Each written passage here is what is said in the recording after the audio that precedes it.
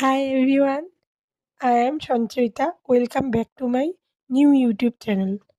যেমন তোমাদের বলেছিলাম আমার লাইফের ছোট, ছোট পার্ট তোমাদের সাথে শেয়ার করব। তেমনই আজকে আমি সকালে আমার গোপু সোনা এবং অন্যান্য ঠাকুরের সেবা পুজোর কিছু ক্লিপ আপনাদের সাথে শেয়ার করছি। জানেন তো, আমার গোপু সোনার সেবা করতে ভীষণ ভালো লাগে। আমার দিনের শুরুটা সদা ঈশ্বর সেবায় আরম্ভ হয়। পুজো দিলে একটা পজিটিভ এনার্জি ফিল করা যায়।